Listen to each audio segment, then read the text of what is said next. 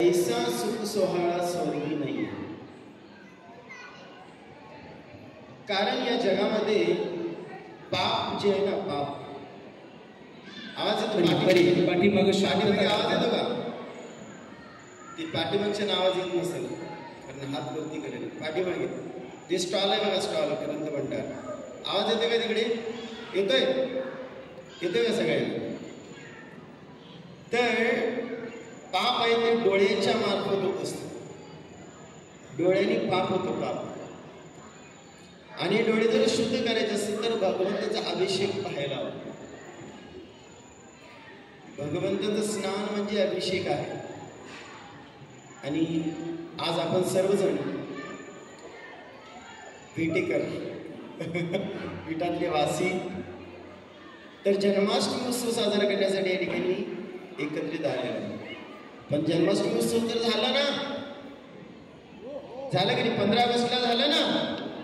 आणि आज तारीख किती आहे? हा, मग हे काही बरोबर नाही. असं कसं काय? जन्माष्टमी तर झाली 15 तारखेला आणि आपण साजरा करतो इकडे 23 तारखेला, 24 तारखेला हा उत्सव साजरा करतोय. मग काय नेमकं काय हे इस्कॉनवाल्यांचं काय समजायचं? तर तारखेनुसार, तिथीनुसार बरोबर आहे की जन्माष्टमी ही 15 तारखेला संपूर्ण महाराष्ट्रभरामध्ये साजरी झाली. पण भक्ताचा पण एक भाव असतो, त्या भावाला अनुसरून भगवंत प्रकट होतात.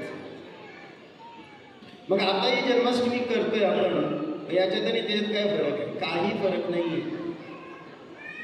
भक्त जेव्हा जेव्हा भगवंतांना आमंत्रित करतात भक्तिभावाने, तर त्या वेळेस ते भगवंत प्रकट होतात. आपण सर्वांनी भजन ऐकलेले असणार. कोण कहते हे भगवान आते नहीं, द्रौपदी की तरह तुम पुकारते नहीं.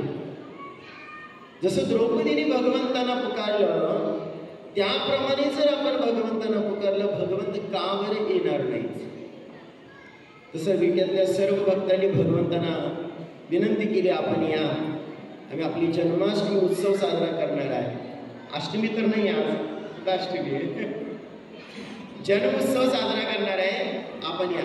भगवंतांनी त्या आमंत्रणाला मान देऊन की माझे भक्त माझा उत्सव करणार आहे, त्याकरिता भगवंत आपलं धाम सोडून इकडे येतात.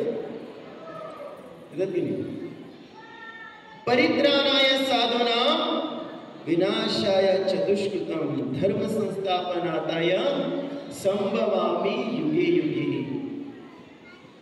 साधूजनांचं रक्षण करण्यासाठी, म्हणजे तुम्हा आम्हासारख्या सर्व भक्तांचं रक्षण करण्यासाठी आणि दुष्ट लोकांचं म्हणजे दुष्ट प्रवृत्तीचा नाश करण्यासाठी भगवंत अवतरित होतात. आताही झाले, विग्रहाच्या रूपात येतात भगवंत, नामाच्या रूपात येतात, कथेच्या रूपात भगवंत प्रकट होतात. भगवंताला फक्त आपल्यासारखं एकच रूप नाहीये, भगवंताला अनंत रूप आहे आणि भगवंताचे अवतार पण अनंत आहे. म्हणून तर ते भगवंताने आपण मनुष्य आहे. फरक आहे. भगवंत जेव्हा केव्हा इच्छा करतात तेव्हा तेव्हा ते प्रकट होऊ शकतात, कोणतेही रूप धारण करतात ते. आणि खास करून भक्तांच्या विनंतीला ते विशेष महत्व देतात आणि त्यांच्या विनंतीला, त्यांची प्रार्थना ऐकून भगवंत प्रकट होऊन त्यांना आनंद प्रदान करतात. म्हणून या उत्सवाचं अजून एक नाव आहे आनंद उत्सव. कुठला उत्सव? आनंद उत्सव. कारण आनंदाचे घन, संपूर्ण आनंदाचे स्रोत असणारे भगवंत आहे. तर आपण सर्वजण आलात वेळात वेळ काढून. तसं सगळ्यांनी गड्याल मोबाईल वगैरे बघितलंच असणार, म्हणजे टायमिंग चांगलंच वाजलंय, आहे की नाही? आता कोण किती वेळ बसेल काय मला माहीत नाही. माझ्या तर मोबाईलमध्ये 8:53 झालेला आहे. आता मी कीर्तन करणार 5 मिनिटं, एक 20 ते 30 मिनिटं, जास्त नाही. किती?